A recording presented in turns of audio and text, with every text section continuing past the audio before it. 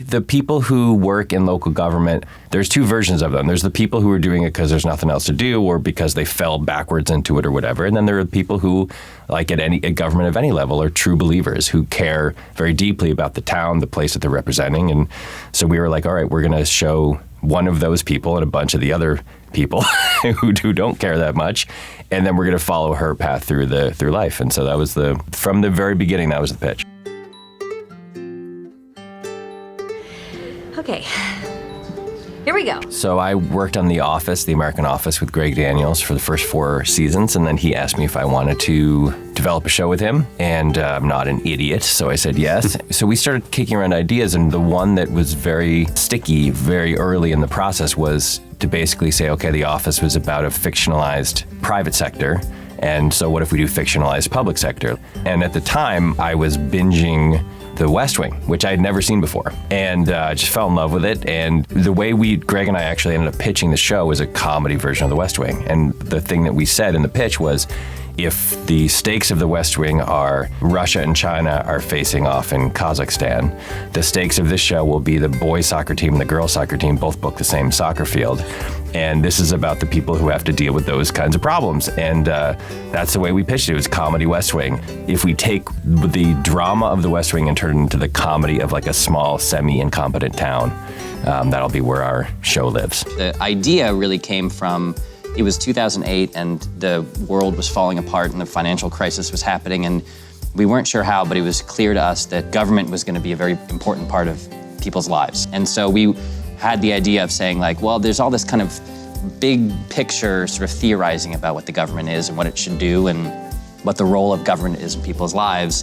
But we thought a way to do that in a manageable way was to say, what if we just focus on a small town and have a person who's just, this is where the rubber meets the road. This is like the decisions that these people make aren't what interest rate thing is gonna blah, blah, blah. You can watch the news and you can read all the stuff about the world and you know that it's happening and it can concern you, but ultimately when you wake up in the morning, your life is unaffected by those decisions in a tangible way. Most people, if they have a problem with the government, it's they got a parking ticket and they want to contest it. Giddy up, giddy up. Oh, Councilman Hauser, hello. We wanted Leslie Knope to be like a person who's really smart, really capable, and just totally unsavvy about sort of politics. And she was going to try to take on a sort of political system from the inside and was going to fail because she didn't know anything. She wasn't like a cutthroat, evil manipulator, right? And what ended up happening is everyone rolled their eyes at her, and we were a little bit influenced by The Office too, and people rolling their eyes at Michael Scott. And then what happened is she came off as being like a bimbo or something. That word was actually used, which was so horrifying because we pitched the show to NBC as like, this is a show about a strong-willed, capable, feminist, sort of forward-thinking woman and her best friend who she makes in the pilot, who is another woman who has like a community project she wants done. And to hear the word bimbo applied to that character was awful. It was truly awful. So we changed the system of the way we represented mostly people reacting to her. Instead of rolling their eyes, they were just like, she's better than we are at this thing, so whatever she says, we'll just do this. They might have their own agendas. Tom Haverford had his own agenda all the time, but he also was like quick to admit that Leslie was really smart and good and did her job and he would do whatever she wanted him to. So doing that helped the show a tremendous amount, but it also meant that we had no internal conflict because everybody just liked Leslie and Ron fought sometimes, but they were fundamentally decent to each other. And so we had no internal conflict. And it was like, well, now the point of this is like, this is an us versus them. It's not a versus B versus C versus D in terms of conflict. It's us versus them. Us is the Parks Department, and them is going to be some other people. And those people could be the citizens who were obnoxious. It could be the library, which for some reason everybody hated. It could be whoever. And so we got our conflict through outside invading hordes, right? Every show at some levels, it's us against the world. And so you can't do anything without conflict, but the conflict doesn't have to be two people just like ripping on each other. That I've never liked as a method of comedy delivery system. Stop pooping. We would get to do these things on the show called fun runs. And the fun run would be once you've done the scene, the way it's scripted. Yeah. And even the way it's scripted, you always did it the way it was scripted, verbatim. But you could always add a little bit to it. Mm-hmm. But then the fun run, you could legitimately do anything you wanted. And I mean anything. Sometimes our fun runs would go on for 2 minutes. Yeah. And most of it didn't make it into the show. But Stop Pooping was on a fun run. And I remember Nick Offerman was at the monitor, and he was like, okay, anybody who can be on national television looking at himself in the mirror and saying, stop pooping is welcome here. The funniest line ever spoken on our show was improvised by Chris Pratt, which is when Leslie has the flu, and she's being let out, and he's just at the computer, he's filling in at Ron's desk, and he says, Leslie, I typed your symptoms into this thing up here, and it says you could have network connectivity problems. Improvised line. Fishing relaxes me. It's like yoga, except I still get to kill something. There's an old adage that, which I don't think is really true, but the adage is that when people want a dad, they vote Republican, and when they want a mom, they vote Democrat. And like Republicans are kind of like stern and tough and, personal responsibility and war and stuff like that. And Democrats are like, poor people should have food, stuff like that. And, at the beginning, the kind of like main conception of the show was that there would be a dad and a mom in the office but the idea was like a loving dad, a stern but loving dad, and a very loving mom. There's a way in which, in very broad strokes, Republicans and Democrats in this country simply don't talk to each other. They don't try to fix problems. There's the sort of cynicism of government I think, in my opinion, is worse than it's ever been. And we just wanted to say, like, all right, one guy can have one set of extremely fervent beliefs that run completely counter to the beliefs of his coworker, and they can still just get along and respect each other and admire each other and find things in common, and they can sit down and have a glass of whiskey together at the end of a long night. That was kind of the design of this, was they couldn't be more opposite, but they like each other fundamentally and they care for each other. Those scenes very early on became the kind of like meat of the real like fillet of the show or something, and we thought it was going to be a kind of background thing, and it very quickly just became the kind of center of the show. And when Leslie is spiraling off on some crazy journey, Ron is the one who just puts his hand on her lower back and sits her down and tries to set her straight. And when he's being a grump and a grouch and barking about America and bald eagles and stuff, she's the one who says, like, hey, these are your friends. Like, you should treat people nicer, So those are my favorite scenes to write, I think, are Leslie Ron scenes. Guys love it when you can show them you're better than they are at something they love. This gentleman here, when I met with him to talk about him coming on the show, he had just been part of a group of people who had bought into the Miramax library. That's right. And I said, how does that happen? Like, how do you become a person who is the kind of person who can buy Miramax? And he said, I'll tell you the story. I was literally on a yacht in Cyprus. When I wrapped the show, Mike gave me such a great gift, and I have it framed in my office, and it's your notes that Mike wrote after that first meeting with me. And I always wondered how much of Chris was me and how much of Chris was Mike. And in your notes, it's let's see, I almost said it.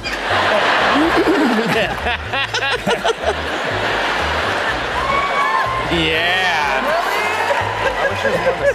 It says, he says literally all the time. That's right. I once worked with a guy for 3 years and never learned his name. Best friend I ever had. We still never talk sometimes. Premise is entirely secondary, in my opinion. The premise is the thing that supports the relationships, not vice versa. So there is a problem with gigantic premise shows, and I was very cognizant of this before The Good Place, which is the first time I've ever worked on or certainly created a show that had a gigantic premise at its core. Premises burn off, man. Like, if you design a show around the idea, what happens often, I think, is it makes for an amazing pilot because the pilot is a movie. It has an incredible high premise and you get a great cliffhanger and whatever. And then the premise just burns off and you're left with not a lot of stuff because you haven't made room for like small, intimate character dynamics that are the things that are slow burning logs that keep the flame going for a long time. So I think the character relationships are primary and the premise is entirely secondary. And, look, Friends has no premise, right? Friends literally doesn't have a premise. There's an instigation of the show, which is Rachel runs away from the altar. But the premise is some attractive people live in New York, which is, that's about it. And the same is true of Seinfeld. Like the premise of Seinfeld was some people live in New York. So it's hard to train your brain not to think about a show from the beginning of its premise. It's because it feels slippery. It's like, what do you start with, right? If you don't start with like, okay, this is about a school, or this is about a bunch of people who work at a Navy base or whatever, it's hard to come up with an idea. Here it is.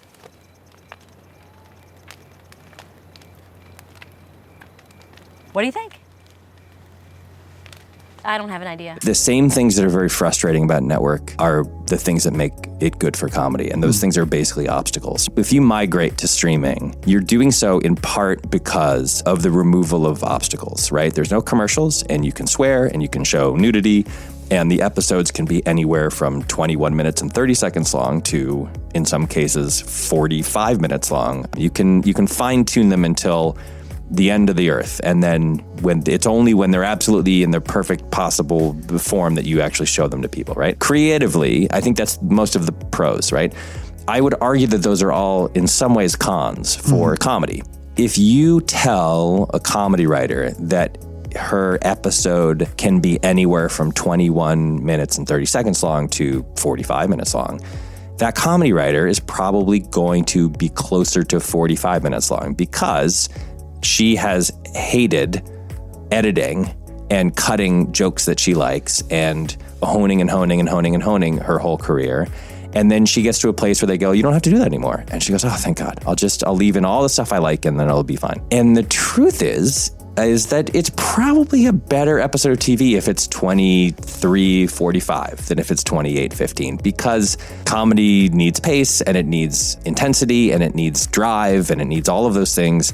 And the removal of the time obstacle leads to puffy, pudgy, fat, unpleasantly bloated comedy.